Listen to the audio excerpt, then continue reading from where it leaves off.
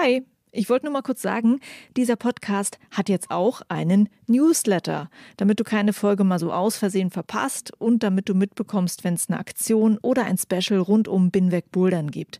Den Newsletter, den findest du auf meiner Steady-Seite, das ist steadyhq.com/binwegbouldern und natürlich auch auf binwegbouldern.de.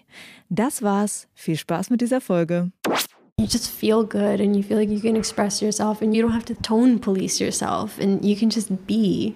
It's such a simple thing, but like we don't have that space and setting. So I think it's really important to be able to provide it if we can. And this is also, again, not really a gendered thing, to be honest. I think any setter benefits from a space where they feel comfortable and safe because then you learn better. Hi and welcome to episode 118 of Binweg Bouldern. I am Juliane Fritz and my guest is Alise Zvigule. She is a Latvian climber, former competition climber and now a routesetter. She got a spot in the IFSC diversity program for routesetting, and this year she set at the European Championships in Munich. And as you are listening to this podcast, she is in Japan to set for the boulder and lead combined event in Morioka. Alise experienced that it can be super hard as a woman to get into routesetting, and after she finally got routesetting jobs, she thought, I want to use my power to help others who struggle in the routesetting world. She organized a gathering in Switzerland where she invited 6 women to set for a fun comp. I am happy that I could meet Alise in Berlin at the basement bouldering gym. We talked in a quite strange place. We were allowed to meet in the men's changing room. Because, background info, the gym has also some changing rooms right beside the bouldering area, so no men were thrown out of the gym during the recording of this episode. So we spoke about Alice's struggle to get into routesetting at a time when there were very few women in that field, about her experiences at the IFSC event in Munich, about the gathering of routesetters she organized in Switzerland, about diversity in routesetting, and why, in her opinion, such women's gatherings can be important to give opportunities and spaces to learn and grow. An interesting side fact that we did not speak about is this year Alise also became part of the newly founded Development Commission for IFSC Europe, where they work on creating new ways to work with the European climbing federations and give them support where it is needed and more. Before the episode starts, I want to say thank you to all the crowdfunding supporters for this podcast. Your support helps me a lot to make my work possible. And if you want to help too, you find the crowdfunding for Binweg Bouldern on the platform Steady. There's a link in the show notes and also on my website binwegbouldern.de. And now have fun with the episode.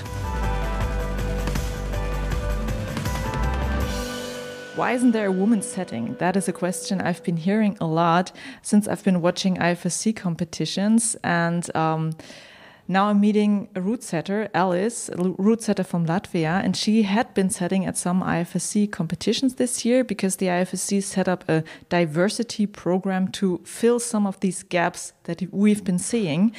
But that is not the only interesting thing about her. She also felt that there should be done more. She just organized a meeting of international female routesetters in a Swiss boulder gym in Alise. It sounds a little bit like your name, Alise. Oh, yeah, I know. It gets mixed up all the time. Don't worry, even by the owners.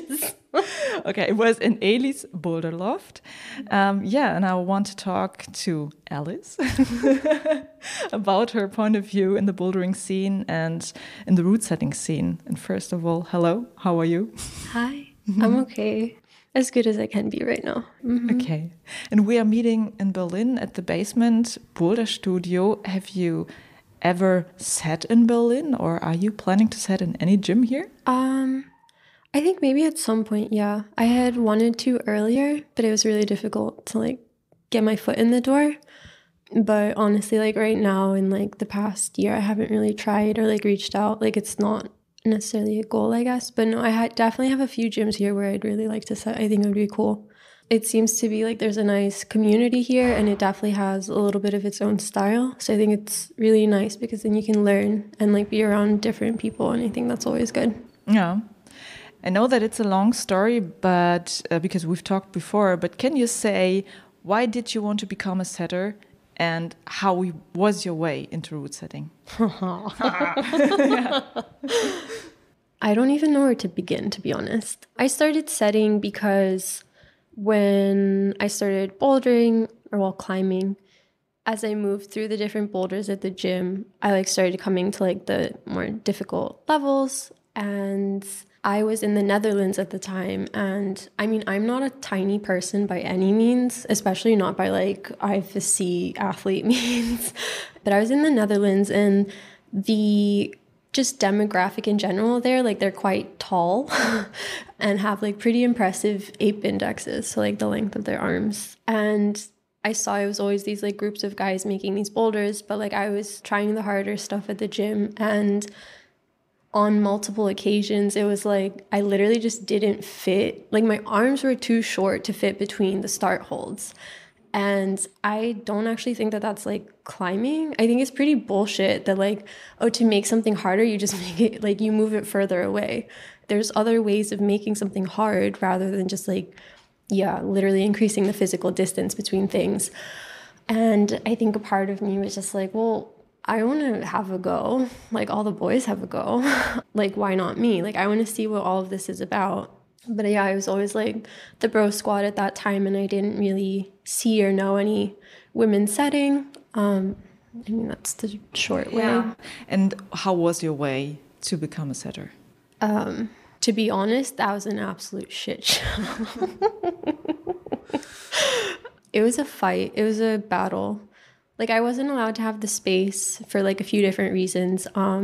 It took me longer to get into setting than I've actually been setting at this point, which for me is just yeah, what the fuck is that? I don't think it should be that way.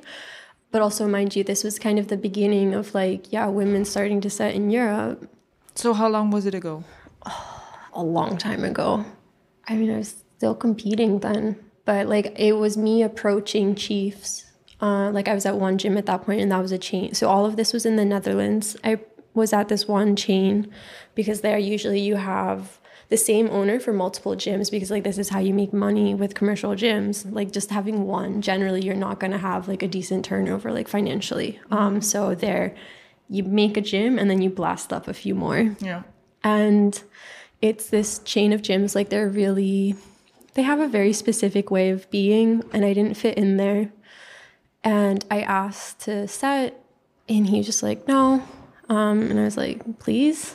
I mean, it involved a lot of begging, honestly, because for me, why am I not allowed to and everyone else is? Because that's what it felt like. It was a disaster with that gym. I went to a different location, and actually the chief at that location invited me to set because he was a personal friend of mine. He was yeah, come, try. And then actually the female manager at that gym, she didn't like me, and she threw me out in the middle of the day.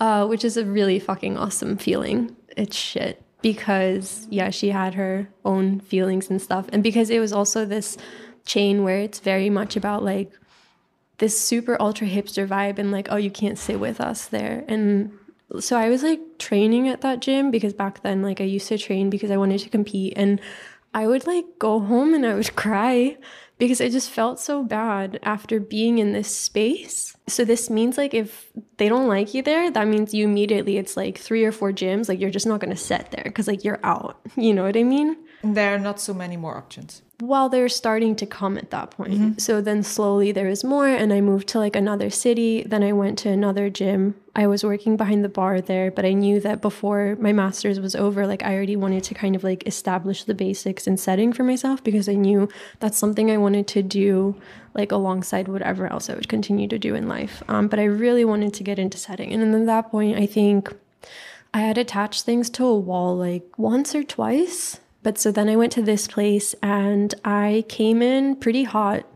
I was fairly strong at the time. And again, the chief didn't really want to give me the time of day. So I was much younger. And I came in pretty hot. I started just pointing out things that I thought were wrong. I'm like, well, this circuit is shit because of XYZ. And obviously, this is not the way to go about things, right? But you live and you learn. And then, like, I realized that I had completely fucked up and I had been, like, an asshole, but he was feeling shit. And then, like, and he was, like, mean back, honestly. So it was, like, a two-way street. I mean, relationships always are a two-way street, right? It very much involves both people and, like, where you're at and your own mentality and stuff and how you perceive and take what the other person's saying. So we definitely did some damage with one another. And then finally, I was allowed to, like, have a day. And I was promised a few things, and at that gym. Yeah, at that gym. So this was in Utrecht, and it's also like a huge chain now. They have so many gyms, but the chiefs are like for I don't know 2 or 3 gyms, the same chief, something like that. And I remember going, and I think the hardest boulder I was allowed to set was like a 6C or something, and then it came to testing, and I had to test the harder boulders because they couldn't do the moves. And okay. I'm like, wait, what? So they're allowed to set harder stuff. They would make it, and I'm the guinea pig. Like, I had to go test all of their stuff. Mm-hmm. And I'm like, well, what the fuck is this? Why limit me? I mean, it was well known ahead of time. Like, I was, besides the chief, like, I was the strongest climber in the team that day. But, like, everyone else was allowed to make hard stuff, but, like, I wasn't. And did anyone explain to you why? I mean, of course not. Like, you don't talk about that. And if I were to bring it up or be like, well, what is this? I'm difficult to work with. Like, there's no winning. I mean, and this is like a reoccurring theme in setting, but not just setting, honestly, in life, I think. There was no way for me to win. And also, like, right off the get-go, I understood that I had to keep my mouth shut. As soon as I have an opinion or, like, my own thoughts, I'm considered difficult to work with, like problematic, just not easy. It's like, oh, here, you can come into the space, but like really be quiet. Like, don't say anything. Don't have an opinion. Like, you have to do what I say. Do you have the feeling that the other people working there were treated the same? Could they like say what they think about the boulders or anything? I mean, it was easier when they said it for the chief because they had learned to climb like on his boulders. So his style was like almost the only thing that they knew. So of course it's easy because they're like conformed to it, because you are in a way like a product of your environment. Like, where you learn to climb, like that really influences your style and like how you move and stuff. And it's the same for setting. Like, they learned to set under him. And actually at that gym, this was the first time in my life that I realized I was thinking, like, there's something wrong with me. Like, what is this? Like, something is wrong with me. And then I'm like I'm thinking about all the boxes and I don't know, like a list of criteria or whatever. I'm like, okay, climb more than them. I'm like, I seem to be even more motivated than they are to set. Like, I really want this. I can test everything, blah, blah, blah. And like, I'm a woman. And that was the only difference really that I could find. Literally, like, the first time in my life I realized that sexism, like, exists was when I was being treated differently within the space of setting. And I mean, I think that's fairly shitty, honestly, because, like, we love to think, like, oh, climbing's so inclusive. Oh. And that's absolutely not the case. And you've experienced that in different places, so it's not like the one gym where they failed? No. So in the Netherlands, it was just, like, continuously. Like, to end on a happier note, after I had my like conflict and everything with this chief, he and I had like time and space away from one another, and like he definitely learned a lot. Now he has women in his team. I learned a lot about how to speak to other people and like not turn into like a raging ball of fire. And obviously, like, you need to be respectful, and it needs to go both ways. But so a lot changed actually from these multiple conversations I had with this guy. And I think he's doing a lot better. And like, because people tell me, they're like, he seems to have learned from this interaction that you had. And then at the other side of things, for me, it's just like getting like hit across the face, because again, it's like, no, like, I'm not giving you this space. I mean, usually at some point, like, you walk away from it, right? But I didn't. So I moved to Germany because I wanted to set, and so I did that. But then, for example, a chief at that same company, but in a different gym in the south, I went down just to climb, and we sat down at the table. And at this point, this was like some time had passed, and I was like cool as a cucumber, like super mellow, super chill. I knew that if I'm speaking to an owner or a chief, like I need to be like as zen-like as possible, because otherwise like I'm perceived as aggressive. Dear God, a woman has her own thoughts. But like we sat down, and we all know each other, tiny community. I know, talking about setting, and I said, but it's interesting because you say that you want experienced female setters. However, like there's no space to learn. So how do you expect within all of the Netherlands, like how do you expect to have experienced female setters if there's no way for them to come in and actually have the space to learn? He said, yeah, we've tried to have a few women here, but like they just didn't fit in the team. And like, I really like my team. Everything like fits well and it's fine. We really wanted like flexibility based shit and like really crimpy. None of the guys could make this. So then I decided that like maybe we should have some women to do it because like it wasn't working when we tried. And I'm just sitting there. I'm keeping my mouth shut, nothing. I'm not responding. I'm just listening. And he's like, yeah, and they came and it just like never really fit well. And I was like, okay, interesting. Like, well, for me, for example, like my style in setting, it's actually quite powerful. It's powerful, but technical. So you're not the kind of woman he expects to set at his gym. Well, and he was like, no, we needed women to make girl boulders. And it's like, he's like, girl boulders. And in my mind, I'm like, well, what the fuck is a girl boulder? Like... Like, really, are we gendering climbs now? To me, personally, it makes no sense at all. Because, again, we're all so different, and climbing is so diverse, and you have, I mean, so many different styles. You have men that are, for example, amazing on slabs, and, like, in, I think, many cultures, like, slabs are perceived to be maybe a bit, like, feminine or whatever. But I'm like, why? It just means a person knows how to, like, move their hips and lean into the wall and, like, actually move, you know? This has nothing to do with gender at all. And you have some women which are just killing it, are really powerful things. But then the best part was he goes, oh, but I would never hire you to come set at my gym because like you wouldn't make girl boulders. Like it wouldn't work. You should visit a workshop for girl boulders to set at his gym. First off, I never fucking asked to work for you. You would be lucky to have me. And like, I mean, clearly I have a lot to learn because apparently I don't know how to make girl boulders. And he thought he was right, and that was fine. But I think what I did stir in him was I really blatantly pointed out the fact that if you want experienced female setters, because they're definitely lacking in the industry, if you're a chief or a gym owner, come on. You need to make that space because you cannot just imagine them to like float out of the sky or I don't know, what are you going to do? Like import? I mean, you can, but no, make space. It's very simple. But somehow you made it. One thing that you've been saying while you were speaking is that you're also a comp climber. What does that mean for you as a setter? How does the comp climbing influence you as a setter? Or does it not influence you or anything? Oh, no, I don't compete anymore. I haven't competed for quite a while. What comp climbing has given me, though, is, so for example, for like the high-end events, if you have participated in competitions, you kind of have an idea of the pressure and the time limits. And then it's in a way like easier to gauge. So what does it actually feel like when you have 4 minutes on the mat or 5, whichever round it is, and also the complexity of the boulder, because you have to be able to solve it quickly as an athlete, right?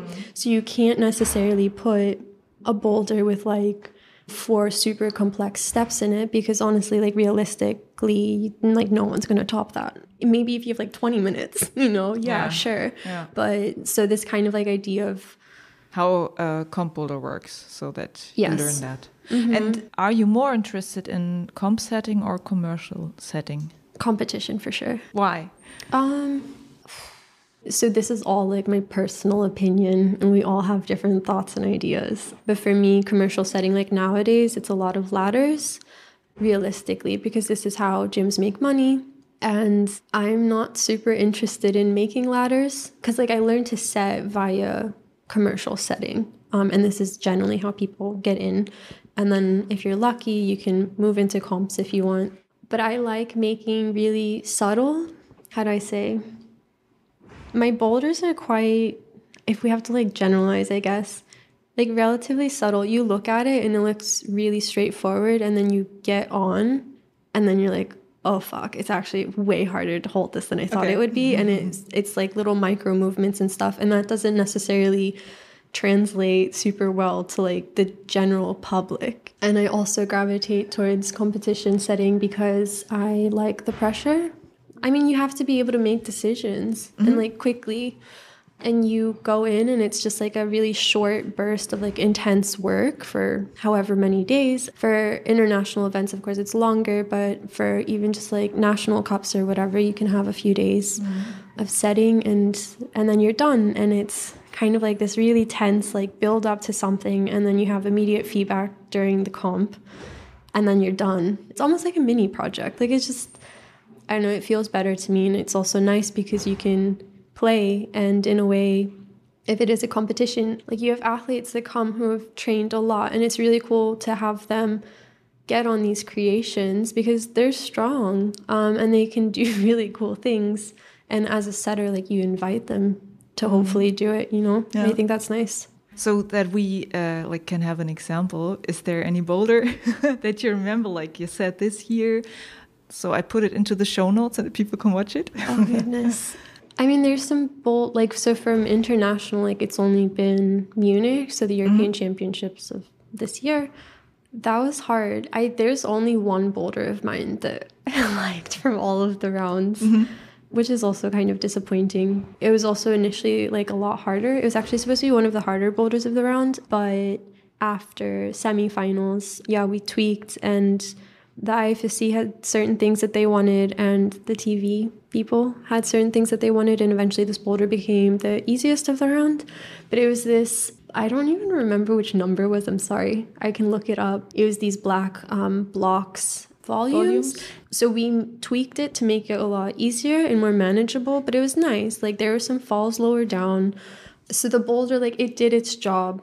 It definitely lost a little bit of the subtlety and like complexity because, yeah, we toned it back to make sure that it would do its job, which was to get people to the top. And I mean, this is a really good example of like, we talked about like one like little intermediate jib that we put on.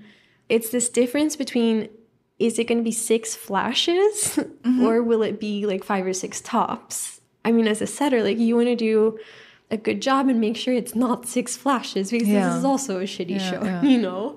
And then it's really, having to evaluate just these little, I mean, you can move a hold for 2 centimeters and that can make a world of a difference, which is cool. But also, again, like in a comp setting, like, that's pressure. But I think that's quite nice. So you need to make some decisions and hope for the best. I've heard that a lot from comp setters who say that they really plan, okay, this boulder should have like so and so much % of the climbers top it. I mean, we are all watching these comps, and sometimes we get the feeling that things don't go as planned. So yeah, absolutely. So not. I feel like it's like incredible that you like go there with numbers and say, okay, so and so many people should top it, and not go there like set a really cool comp boulder. Yeah. I mean, I think then we can get into the discussion of like, it's so contentious. Everyone has an opinion about this. So like, is route setting an art? And you have some setters that are like, you have to like become one with the team, and like you flow for like the next week, and it's just like this art comes out of you. And then you have people, I guess, that are a little bit more like me, where I'm just like, I'm coming in and I'm providing a service. Like, my job is not to be Picasso on these fucking walls. I need to create something that the organizers are going to be happy with. And for me personally, like, I would hope that the athletes are happy with it. Like, it's not about me, actually. Like, I'm there to provide a service. And the product that I create is a boulder in this instance. And then I think, you do need to think about, so for example, in a round, I know, you have, for semis, 4 boulders. which style will each boulder be, and then which difficulty. So like, will it be the easiest of the round or will it be the hardest? And then you kind of have this gradient, hopefully, and then like the ordering, of course, of like which boulder will go first and tra-la-la. And it's like really actually like logistical. And if you want a comp to be good, you have to think about all of those things. And hopefully, fingers crossed, you have a good chief, because organization should be coming from the chief, and just because you're a good setter does not mean that you're a good leader. I can't overstate that, because there's some really amazing setters, but like they cannot lead a team. And then that can be really, I think, painful like both ways, both for the chief but also for the setting team. But it's really important that it's planned well. Okay, I get it why it's important, even though it feels a little bit weird. I mean, because it's a show. Yeah. Now we are already in one of the subjects I wanted to talk about with you. So you became a part of the IFSC diversity program, yeah? The IFSC realized, or well, they had been told that there should be more women setting, and now they are inviting people. It's not only about women, but about other nationalities and other backgrounds, that more people should set at the comps. And what did you learn at these events? Was it like a good experience, or like, can you say anything about that? What was it like for you? Was it like you expected? Oh, was so it not like even that? about the program itself. You want to say something about the program itself? Yeah, it's to include more genders, more women, but it is, as you said, it's also about bringing in setters from like geographic locations which are not necessarily represented within international setting. So it's to open the door for both men and women, but essentially like marginalized communities. And I think like this year it was 4 women and 2 guys were selected. But yeah, that's the aim, to bring in or introduce some diversity. And if your feedback is good from your event, then you have the potential of like becoming an IFSC setter, if I understood correctly. Yeah. So you don't know yet, I guess, what it means for you? No, especially because actually the European Championship, I was invited by the German Alpine Club, not by the IFSC. So that actually has no impact on my quote-unquote like result with the diversity program. That will come with Japan, with Morioka. Okay, so you will go there. Yes. But can you say what it was like for you to set at this event? I'm still processing for sure. Yeah. But I mean, we briefly spoke about it. I just have a lot going on in my life right now. And it all came at once, and I wasn't at my best for sure. But all you can do is try your best. And I think I want to be clear about that, because especially like with social media, we have this perception of the grass is greener on the other side, or everyone's just feeling good all the time, or I don't know, you have to be a Barbie doll, or it's just like rainbows and butterflies, and that's like absolutely not it. So aside from my like health issues, I got COVID like right before I went to Munich, and literally during this space where like I was supposed to be getting stronger, training a decent amount, and preparing for the event, I was in bed for, I was horizontal for 2.5 weeks, but I was out for like 3.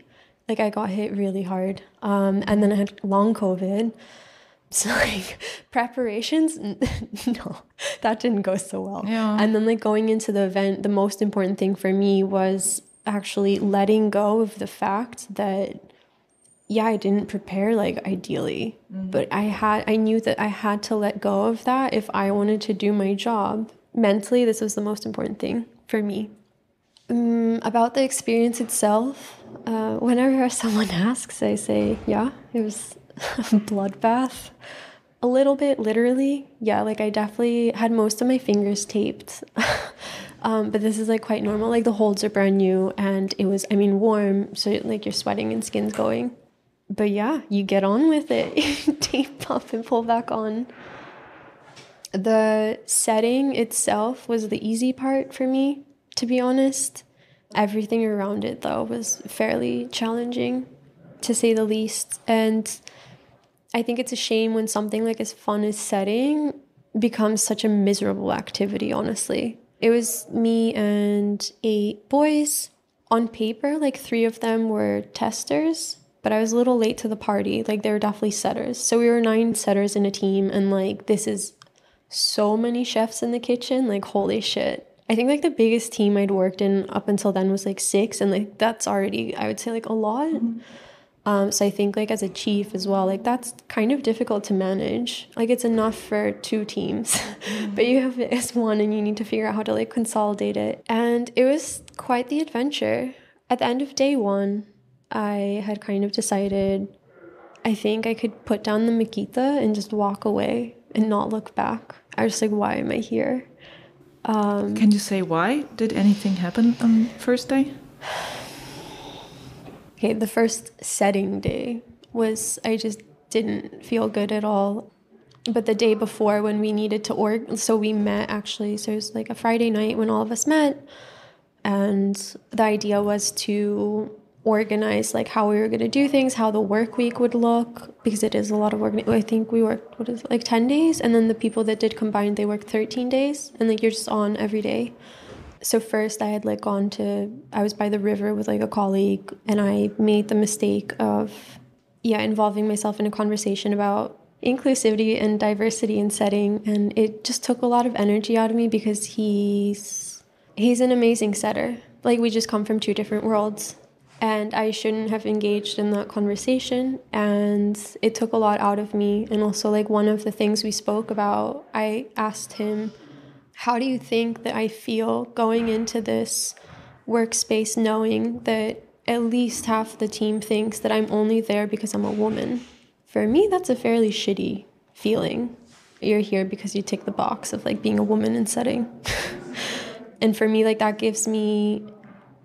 already, like, going into both Munich and also Japan, like, I'm hyper aware, I would say, of the fact that, like, I am the woman. And I mean, in many ways, like, I am there because, I have a vagina, ta-da! And generally it's been all men in teams. So I have that opportunity because of my gender. However, I don't want to be good for a girl. I want to be a good setter, period. And generally speaking, like, I want to be hired, not because I'm a woman, I want to be hired because, like, you like my boulders. And that's kind of it. However, for example, getting into these big comps, that's just what it is right now. And it's, if you're a woman, if you push, you can get a spot. Or honestly, you know the right people, because that's what it is in setting and climbing. I mean, life in general. But I asked him, I was like, how do you think I feel? And he gave some sort of answer, but he definitely, like, didn't deny the fact that, I'm there because I'm a woman. And for me, this is just, like, really hard to go into, like, because regardless of gender, it's a big competition. You want to do a good job. You want to do well by the athletes too. Like, that's a very intense environment to be in, you know?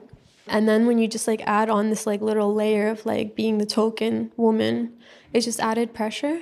And, like, in general, I put a lot of pressure on myself. For me, it was inescapable, and it still is, just generally speaking, that when I show up for a setting job, I feel like I'm showing up for the entire community. And I don't go to set and I'm like, like, I'm just here for fun and, like, it's only about me. No, when I show up, people look because I am a woman, and probably I'm the only woman there, because nowadays, like, you generally don't see women doing that, which is also just funny. But it means, like, I need to show up, and I don't want to fuck up, because I want to do good, like, by myself and also for the community and women who either want to become setters or who they are in setting and they want to, like, go into a different direction or whatever. They see you and they pay attention. And for me, in many ways, like, that's really uncomfortable. But I also think, for me, it's always been like, with power comes responsibility. And I don't necessarily think I have a lot of power. Like, I'm not ultra famous or whatever, like, and it's not something I strive for. However, I do have a certain degree of, like, visibility within that community. And so, like, people are looking. And also I'm aware of the fact that, like, if someone doesn't like me within a team, or, like, I'm considered to be, like, difficult to work with, some guys would then be like, oh my God, all women suck. Like, I never want to be the reason that like a team doesn't hire another woman, you know? I mean, it's like fairly archaic thinking. Yeah, that's really strange to say, because it's like, okay, how do I have to act so that he gets the impression that women are okay? So he's going to hire another woman. Yeah, it was a lot of pressure going into it. And again, like I had to put aside my COVID shit and like just be like, okay, whatever. And I had personal things going on in my life at that time. So when we met to do the planning, I saw like one of my peers behaving in a way that in a way like triggered me, where he was just like, oh, like we're going to do this, this, and this, and this, and this, and like took full control of the situation and like steamrolled the chief and everything. And I get it. It's because like he's really motivated and excited. However, like I knew that if I was to ever behave in that manner within setting, I would never, ever, ever be hired. And so for me, it was kind of like a joke. I'm like, how do you get to behave in this manner and like just be hired all the time? Where like, it's just, I felt like it was disrespectful. And then it took us like 2.5 hours to come to a conclusion, which like we could have been there like literally in 30 minutes if we would sit down and actually listen to each other. And for me, like that was quite hard, because I don't really see the point of taking 3, 5, 8 hours for something that you can do in like half the time. It's not about doing it sloppily, but it's like efficiency. And this is, I think, where in setting we have a lot of room to grow, is like we're not efficient. Like we're not professional. We want to be professional. I have a different background. Like I don't only climb or just set. And in the background I come from, like it's very much about methodology, processes, and doing things, like planning them really well so you can like do your shit and do it well and like in a decent amount of time. And so when I go into like a setting sphere, sometimes like it can really like get under my skin, where I'm just like, why are we dragging this out like so much longer than it needs to be? And also some setters really believe in a way like it is art, and I do get that. And in art, like you can have like some conflict or whatever, and this like you get different movements, or like a boulder can go in a different direction. But I'm very I avoid conflict almost by like only like when I feel really good or something, or like I'm 120% sure of something, will I like engage, but it has a lot to do with my mood.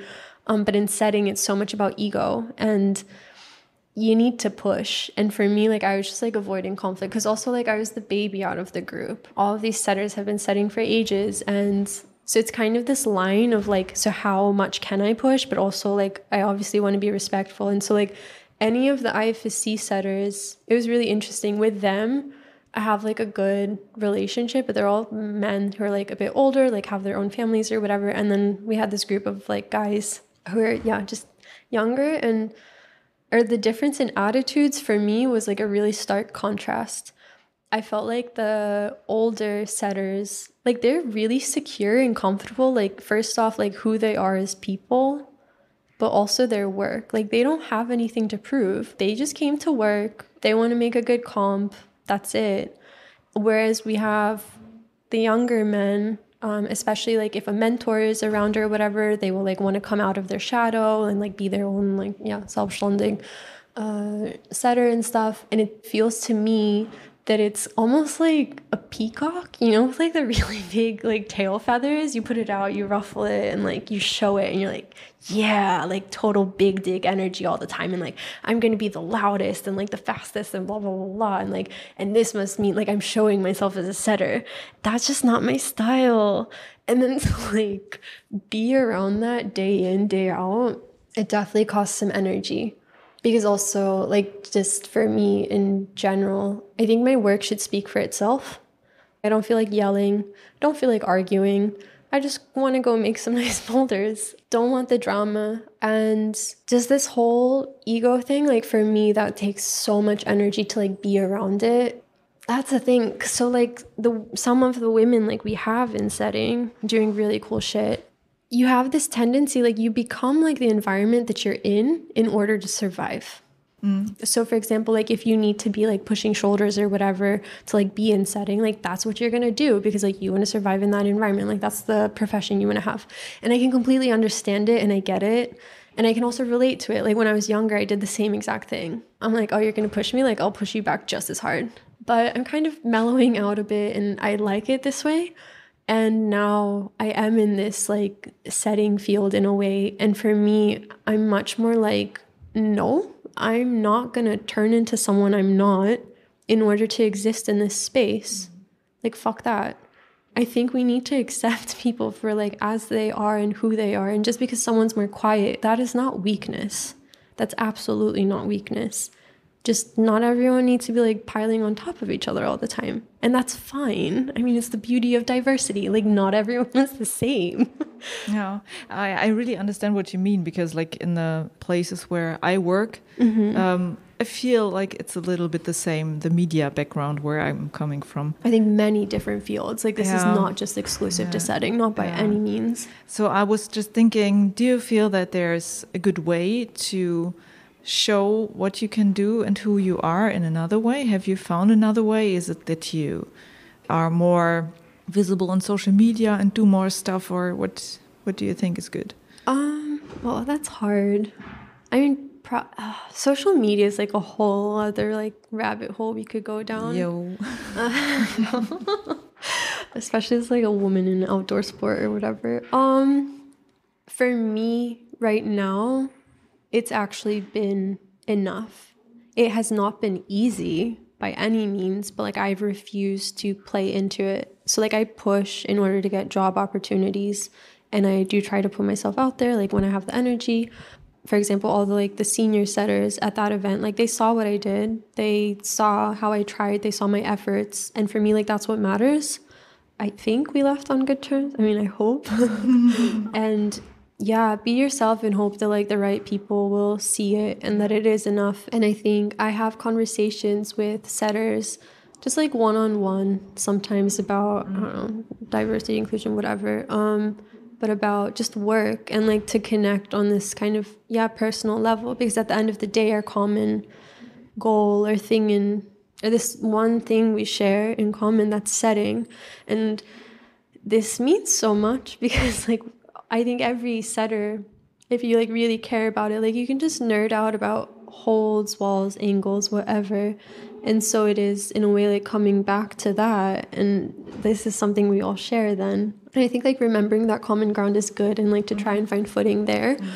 And I think my answer to that question would be so different when I was younger. But like where I am now, it's like, if you don't like me, that's fine. Like, I'm not going to change. But yeah, that's something that has happened with like time for me. Yeah, I understand. What I was asking myself, it's a little bit what you already said, is that when people criticize the route setting at IFSC events, sometimes they say, oh, if the setting team was more diverse, these things might change. And then I imagine being the one woman or the one like new person there at the event, it must be so much pressure because now we have this cool one diversity person I mean, here at the team. Can you change everything? No, I would make the argument that just having one, that's nothing. It's a start, but this is definitely not diversity in my opinion. No. And also to like put all of that on one person, that's not fair, it's not right, but also again, not all women are the same. And it's not like none of this is necessarily to place blame or anything like this. Like that's not what it's about. I think it's about, for me at least, like talking about it because this brings awareness and then like some people think about it. But like we need to talk about these things because it's something called unconscious bias. Women can be assholes to women. Oh my God. Like again, not a gender thing, but like men can definitely be assholes to women too. And it's this unconscious bias of you, for example, like might defer to the man, or you're like, oh, she's weak or whatever. Like it's these things that you learn from like the culture or society that you come from. And like we do live in a patriarchal society, and it's just the way that we've been taught. And like you don't know any better. Like you have to kind of reach some level of like awareness and self-reflection to start thinking about these things. And I think for me, at the end of the day, it's like So when I go into a space, how does everyone else around me feel? Or like, what kind of energy am I putting out? Or do people feel safe or welcome around me? And not everyone thinks about that. And I think if we were to think about it, the world would be a fairly different place. Because, I mean, hopefully you go into a space thinking you're giving everyone the same benefit of the doubt, you're giving the same opportunities, and that you're not like judging someone in a different way just because of their, I don't know, gender, race, religion, whatever. And that's something we really need to work on. And hopefully in the future, like we have more conversations about this in setting too, because now in other workplaces, we're beginning to have these conversations, but like hopefully it also comes into setting. I think that's the cool thing about setting is like we're at the beginning of professionalizing it, which means we're at this moment in time where we can actually influence a lot. And where hopefully like we can make some half decent decisions to actually shape what like professional setting will be and what it is. But it means like the community needs to be willing to do the work. And this includes everyone who's in positions of power already. But lastly, about Munich, I guess, I had not been disrespected in that way for quite some time. On 3 different occasions, like I was in front of a boulder that definitely was like mine. I made it together with someone, but like we were a team. Like we're 2 people, we made the boulder together. Someone would come over to test it and they turn to the man next to me and they go, "So what's the beta?" And for me, I'm just like, I just spent like 4 hours putting my heart on the wall and you can't fucking look me in the eyes and ask me how to do it. And I just felt so little then. And for me, this is just disrespect. It's like someone's not acknowledging your work or the effort that you put in. And it is, again, it's very much a cultural thing, like where we defer to the guy. Oh, like he must have done it or whatever. I'm like, no, like we were a team. We did this together. Yeah. So like fucking acknowledge me. It's like, why am I even standing here? And so many times I had the thought, why am I here? Really? Like, why the hell am I here? And again, this comes back to, I'm like, setting's a fabulous activity and thing to do. Why does it need to be miserable? Yeah. Yeah, what you just explained, that's something I think women are experiencing in working situations quite often, that people like think that the guy is the one to talk to and not the woman. She's like she's the one like who's holding like the drinks or something. Yeah, exactly. I mean, I've been, and earlier this year, for example, I was a project leader / manager, coordinator, whatever you want to call it. And I had someone helping me with the logistics, this tall, blonde, muscly, handsome guy. And we would go to a space to either like pick something up or drop it off. And the organizers there, they would turn to him and be like, "You're doing such an amazing job. Like, this is so cool." And he would be like, "I'm not doing anything, Alice did." And this happened like multiple times. Yep. And like, I don't do shit to necessarily have like recognition. Like, that's not why I do things. And it's also about the women's space I created. I actually wanted my name as far away from that as possible publicly because it's not about me. But for example, like what happens, in the spring with these projects where like people would turn to him and be like, "Oh, like so cool that you're doing this." It hits a nerve for me because I'm like, I did that. Yeah. And like, what is it? So men and women would defer to him. That's so painful. And then it's also been interesting, like in my evolution as a human, is learning to be comfortable with saying like, "Hey, I did this, not someone else, me." Yeah. And like actually giving myself credit for like pulling something off or like achieving something, because it's also this fine line of like, oh, am I being like an arrogant bitch or whatever? Like if I actually acknowledge that I did something, or like, am I being arrogant if I said I did XYZ? And like, for me, I just kept it all in for so long. I just didn't say anything. But now I'm just like, nah, give credit where fucking credit is due. Yeah. Like these boys did not do this. Like I did that. Short break. From here, we went on talking about the gathering of female Routesetters that Alice organized this year. And we forgot that we actually wanted to talk about Alice's learnings at the IFSC event in Munich. So later, outside of the bouldering gym, we quickly hit the record button again and Alice added some of the things she learned in Munich. Okay, Alice, about the competition in Munich, what did you learn as a Routesetter there? That's an excellent question. So it was definitely a learning experience, and it was definitely quite brutal. However, I think out of every experience, and especially something like I want to keep setting, like I want to continue to love it and have this drive and passion for it. So I think it's important to look at like what was good. And as brutal as it was, like I definitely learned a lot. It was a little bit painful because it's also some like reiterations of some things I already knew I needed to work on. So for example, having more confidence in myself and my work, and also believing in myself. If you don't believe in yourself, like no one else will. Like you really, like that's so important, is to be like, okay, I'm here, I can do this, I am capable, because that kind of sets the tone for everything. But obviously, like when the external environment is maybe not the nicest, like it's really easy to like waver in that belief. And this is really, it's important to keep it, because like that's your foundation for how you feel as a human, but also for your work then. And like, and the stronger that foundation is, like the better your work will be and the better you feel overall, I think. And then the confidence thing, I need to have more confidence in what I do. Like I'm never going to say, oh my God, like I'm such a good setter, like this boulder is amazing. That's not how I do things. It's not natural for me. But like you get feedback for your work, right? And the feedback I get seems to be quite good. And in theory, that should build confidence for me. But I really struggle to hear, like properly hear and like internalize compliments. And this is like really problematic, because like I'm not letting myself build up confidence then. And obviously like with time gaining more experience and like the skill set's stronger, and like I'm feeling like better and better in the field. But when you're in an environment like that, when you make something, first off, anyone that's creating anything, you open yourself up to like, you're being vulnerable. It means you're putting yourself and your work out there, and you're going to be open for criticism then, and people will say things, and this is like completely normal. But I think it's important to like recognize when people do create, they really are putting themselves out there. And I think in a way, like I really respect that, because not everyone is willing to put themselves out there, you know.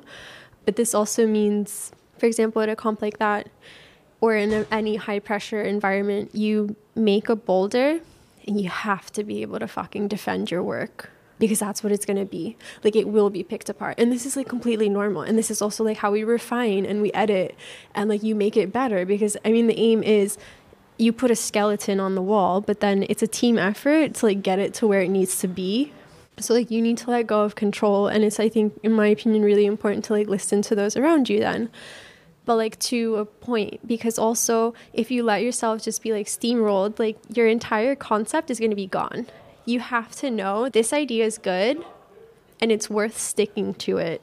But you also need to be like intelligent enough to understand like when either like something won't go or something won't work, and it would actually just be beneficial to like, I don't know, start over or to like completely change the concept of the boulder. But I think when you do have a good idea, oh man, like it's so important to be able to stand by it no matter like who's coming at you. And in Munich, like going into it, I knew like these are my weaknesses as a setter. Luckily, like I do have some really cool people around me, so setters, where like they do invite me to explore more, and they do try and like lift me up because they know how hard I am on myself. But yeah, going into this environment, like I didn't do the best job like being strong in my convictions and stuff, and I definitely need to work on also not avoiding conflict at all costs because this also means you get pushed around. But I also know, like, especially as a woman, like if I'm opinionated, I speak up, it's gonna be a really difficult time because it will be considered to be like aggressive, and generally the other person goes on the defense immediately regardless of like how peacefully I might say something. So it's really kind of tricky, and sometimes it feels like you just can't win. Sometimes I just throw my hands up. I'm like, yeah, whatever, like do whatever you want. Yeah, in Munich there's especially one boulder where I knew the concept that I wanted and also like what we wanted for that wall profile, and it ended up being something completely else because I didn't push hard enough to keep the initial idea. And it's unfortunately something we ended up like missing in that round. So that's somewhere where like, yeah, I need to work on that. But I think this also comes with time and experience, or at least I'd like to hope so. And I think within the setting community, it's really important that guys use their voices. Like if you actually think that like a work environment's toxic, call out your friends on it. Like if you see something going on that's like not necessarily inclusive or like nice to everyone, say something. Because like it shouldn't be on the minority, quote unquote, or like the single woman or whatever to like have to defend themselves all the time or to be in these like really tense situations. Because if you are a guy that's like in good standing within setting, you literally have absolutely nothing to lose. Whereas like as a woman, you have everything to lose. If you speak up at like the wrong time or in the wrong way or whatever, like no one's gonna hire you. Like you just get blacklisted. But if, for example, you've been setting for 15 years and like you see one of the young guys being an asshole to someone, you just say something. So I think for progress and for change, it's really important that, yeah, you can't just put the work on someone else. You also need to think about, okay, what am I doing to mitigate the situation, or what am I doing to try and improve it? And it might sound cheesy and I really don't care, but each one of us literally has a voice. And when you don't speak up, it's like you're condoning particular behavior. You're accepting like the status quo and you're like, yeah, it's fine. And it's really cool when you like go home and talk with your girlfriend about like, yeah, I really want diversity or whatever. Like I respect women. But when you come to work, if your actions don't align with your words, this is nothing. Like it honestly doesn't mean anything. And lastly, respecting women that you're attracted to is not respecting women. And I think everyone needs to think about that. It's just because you want to fuck someone and you're nice to them, this does not mean that you're an inclusive person. Because we're so unprofessional in setting, I really feel like that's something worth thinking about. How do you actually treat the people around you when you don't like want something from them? That sounds brutal. It's true though. Man, it's a nasty world. All right, there's one thing I still wanted to ask. Do you have a feeling like this diversity program gives space for development for those who are in there and who are setting at competitions? When you told me there are things that you realized you want to do better, does everyone get the chance, the second chance to do better then? Honestly, no, not necessarily. You have the National Federation inviting setters, and then you have the IFSC appointing setters. So it's also like kind of a lottery if you get invited again. And it also depends on your performance. But so the diversity program is about introducing new blood, but this is something I think we definitely have room for improving is the feedback system for like existing setters. From what I know, there's not really like a strong framework for that, because it's also like we're really lacking communication between the athletes and the setters, and like we would all honestly just really benefit from it, both the athletes and the setters. So I think that that's something to think about for the future, because like if you're already there as an IFSC setter, from what I know, maybe I'm mistaken, but there isn't really like where you're assessed yearly or something, you know, or where someone gives some sort of critiques. And in the industry, we have a lot of room for improvement for this, for feedback and constructive criticism, because at the end of the day, like that's how you grow and you develop. But it's also so much about respect. You need to respect the person in front of you and really be willing to listen, not just speak. I think that's something we can really work on. And like for me, I asked the chief after an event, do you have feedback for me? But I know that not everyone does that. And I think this also then is about like mindset. Do you have like a fixed mindset or a growth mindset? Personally, I think it's really nice to have a growth mindset. You're like constantly learning and kind of pushing yourself a bit, and you're aware of the fact that like you're not perfect and not everything you do is even going to be close to perfect, but that there is like room for improvement. And I think it's really important to stay humble and be aware of the fact that like there's so much to still explore or to learn or to improve. also that goes for many different industries, not just setting. Okay, that was the recording we did after the interview in the gym. And now let's go on. Alice, about the gathering of female Routesetters in Switzerland in Alise Zvigule. Let's go on. You were now talking about this event that you created in Switzerland, where you invited 6 women, I think, to set together. And I wrote down their names because I think when we are talking about women in setting, it would be cool to say their names, also their backgrounds. I don't know all of them, so maybe you give us some background. This again, like I could talk for like 2 hours just about all these women. They're amazing human beings.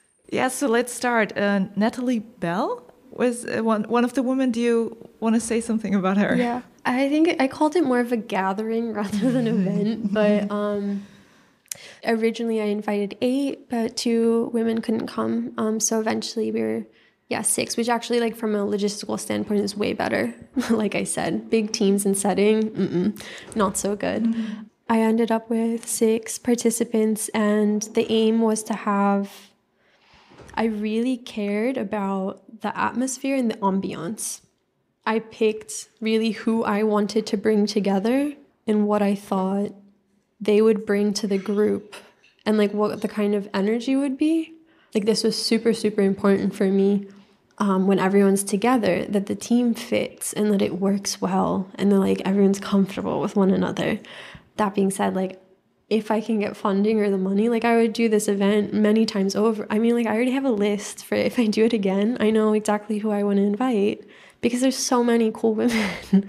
It would just be cool to like elevate and amplify them because you can learn a lot from one another.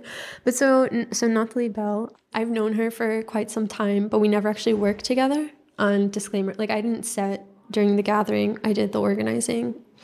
But Nat, she's just a badass. She's like one of the OG like female setters, I would say. She has like the Belgian national title, I guess, and she started doing some of the IFSC events too. She was one of the first women that I knew in setting, and I knew her from her climbing because she was, is strong. But I knew that she was getting into setting, and I was like, oh shit, there's a woman setting. Like, that's so cool. So she's actually one of the reasons that I am even still in setting, is because when I needed a pep talk or I thought I was being crazy, but actually in reality I was like being gaslit, I would like turn to her and she would be like, Alice, no, it's, you feel and you see what you see, and this is just the environment right now, and keep pushing if it's what you wanted. So just like a cool person. Okay. And then it's Alana Yip. She had been there. I did not know that she's a setter too. Yeah, I mean, so right now she's competing, obviously, but she does have interest in setting, and she was there actually. So one day I went into like a room with some of the IFSC athletes, and I went on like a rampage about the setting. Yeah, some guy had just been like, oh, there's no women that can do this. And I was like, well, fuck that shit. Yeah, there are. And then that's when I discovered that she set. And I was like, I wasn't sure if I was going to do it because, I have a full-time job outside of setting. But I had already then in my mind of like maybe creating this space. And I just been like, if I go through with this project, like, how would you feel? And she's like, yeah, if you do it, like, I'm definitely interested. Like, it would be really cool. So and that's actually like why we picked the date, was because she was in Europe then, and because she's from Canada. Yeah, so she's sorry, she's Canadian. So, she's Canadian. She was at the Olympics also, so people might know her. Next person. Okay. I don't know how the name is pronounced. Anna Dulerice. Okay, because I know she also sets in Berlin sometimes. Yeah. So she's actually like a local Berlin setter. I hadn't met her in person prior, but she was someone, like, I've heard a lot about her setting, like, through the grapevine, and we have a lot of mutual friends. Like, we just hadn't met each other, like, ourselves. But we did, like, a Skype call, talked about some stuff, and, like, we felt good with each other. And I was just like, I want to invite you to this because it would be really cool to have you also, like, see your setting and stuff. And Yeah, I made a new friend with Anna. I think I'll see her later, actually. Yeah. A very strong character, and she's lived life, and I think that that's beautiful and awesome. And her journey and setting also, like, it hasn't been easy, and so it's really cool to be, I mean, it's painful, but like we can connect in that way, but also just like show each other like, fuck, like we can do it. I mean, each of these women, like, they're so cool in their own different way. Like, everyone brought something different to the team, and that's, yeah, what I wanted. But like, each of them is a badass. Like, Okay. So we have another Nat here, Natalie Berchi. Yeah. Actually, right now, she's the Swiss bouldering champion. Yeah. Because we just had the championships there and she won, and I'm really proud of her. She was competing in the IFSC circuit. I had made boulders for her, like for the Swiss selection and stuff. So like I knew how she moved, but I also knew like she dabbles in setting occasionally. And again, like I was like, yeah, it would be cool to like see you work and like see the boulders and stuff and kind of like stimulate this setting in her. And so for me, she was like, yeah, the local in a way, like the Swiss person to invite, but also when we were together, like we had talked so much about setting, and I think like our ideology of kind of like what setting can be or should look like, it kind of fits. So I was like, yeah, come along, of course. So that's Natalie. Yeah, and Friederike Traub. So Friedi, she lives in Germany. She's really putting out her feelers and like setting more and more in Germany. But I know her from Alise because she's part of the setting team there. And Friedi, she's an artist. How she sets, so the movement is really impressive to me. And she definitely has like a specific style that she's like really good in. But just in general, she's a good setter. And just the amount of time I've seen her, like I've seen some of her struggles in setting and like her feelings and stuff. And for me, it was just a given that like I wanted to give her space to see other women setting and to speak with them. Because yeah, like I said, like I invited everyone for a reason. And for me, it was really important for Friedi to be in this space because I felt like she could benefit from it. Yeah. And well, it worked out quite well. Because so she usually works in other places with men. Yeah. So, for example, these women that I invited, like generally we don't work with other women. So then it's really important and I think special then to actually see other like experienced female setters doing their thing because there's a lot of power in that. First off, it's literal imagery and like representation in front of your face where you're like, oh, like I'm not alone in this. Yeah. So I see what you're doing. I see that you wanted to like give something to them personally, to each of them somehow. Yeah. Because you knew them. Oh, well, that's cool. For me, it feels strange to like be called out on that, but it was very much. I wanted to give something to these women because, well, first off, like, why the fuck not? But I think it's just the industry can be brutal. And for me, it's like about lifting others up. It's not about tearing them down. Yeah, so I wanted to give something to each of them. And that's also where like personalities and stuff, it was important, like how they fit together because I knew I had some sort of like personal connection with each. And so you know kind of where the strengths and weaknesses in a way are and like what kind of philosophy they might have. And then I think when you're in kind of like a cool think tank or something, fuck, you can gain so much from that. And for me, it was giving. And I would have felt like I failed if everyone showed up and they felt like shit and they didn't feel good and then they didn't enjoy working and that they also didn't feel safe. And so for me, this is, again, it goes back to like the ambiance and the atmosphere. I really wanted to succeed because it mattered so much to me, like how they would feel in that space. Because at the end of the day, we're setting. It was a very intimate event. Like you show up as you are and we didn't have to prove anything to one another, you know? Mm-hmm. And this is quite special, I think.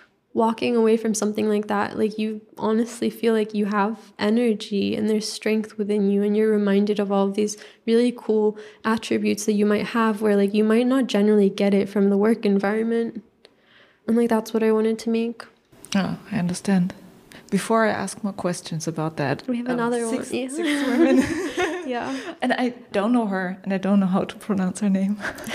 Swan. Harmsen. So, and she's from the Netherlands. She was one of the first women also that I saw setting. And like we were friends, but we had never set together. Over the years, we've in a way tragically like bonded over like how bad things can be as a woman in setting. But yeah, again, like we had never had the opportunity to work together. And I know that she's really a fucking amazing setter. But yeah, getting your foot in the door is kind of hard, to say the least. And she also like hadn't really worked in an international environment. I made it so that I was in the position to be able to give this to someone. And I really wanted to give it to her. And I know in watching her even just like blossom, like for lack of a better word, in this environment, that's magic. Like that gives me energy to see first day, like really nervous, whatever. She came in second day and was just like, yeah, my nerves are gone. Like I'm ready to go. And to see her feel this good and then just like pop, pop, pop, pop, pop, like throwing boulders on the wall and each of them is just fucking amazing. This, I think, is amazing. It's really, really cool because, again, really often if we go into, I don't know, just these workspaces, like you don't always feel good. And I think it's special to have a blank canvas in front of you. We were doing like the fun cup, so you can be like creative with the boulders. So the boulders you set were for this? Yeah, it was just like summer series, like for the gym. It's for a general audience and like at all different difficulties. But there was this sense of freedom, but also just like camaraderie with the other women. Then what follows or happens when you just feel good and you feel like you can express yourself and you can speak and you don't have to filter yourself. You don't have to tone police yourself and you can just be. Again, it's such a simple thing, in my opinion, but like we don't have that space and setting. And so I think it's really important to be able to provide it if we can. And this is also, again, not really a gendered thing, to be honest. I think any setter benefits from a space where they feel comfortable and safe because then you learn better. And honestly, like you perform better then too. But this is kind of a chicken and egg thing in setting again too. Like we need more setters, but like where do we teach them? Who should be making these spaces, you know? But since I guess apparently I'm the diversity and inclusion person, for me, I just like recognized if we do want more diversity in setting, we do need to make space for women because they do feel like outnumbered and a bit like you can be pushed to the side and it can be really brutal in these all male teams. But like ideally, I also have like some ideas and plans for the future, but I think it should be 50-50 within a team. Yeah, that's also people criticizing these all women teams, saying why should there be only women? Shouldn't it be 50-50 or something? Yeah. So it's not like the plan is that only women set or something like that. Absolutely not. No. I mean, you're going from like one side of the bridge to the other then. Like it's, no, that's not the point. And I understand that this like women only, like that can be really off-putting. And I worked hard to, like for me, this wasn't women's only event or whatever. Like that wasn't the aim. For me, it was simply to provide a safe space to come exchange, share, and work together. It happened to be all women because they hadn't ever had that opportunity. And someone was like, oh, like, what are you going to name the project? And I'm like, I don't know what the hell to name it because I don't like just simply work because I don't think it should be abnormal that you have like six. To me, it's batshit crazy that this is even special because it shouldn't be special. Yeah. Like this should be the norm in my eyes. I mean, it's the norm that we have in many gyms, all men teams. Yeah. So I don't know. Like next question, like yeah.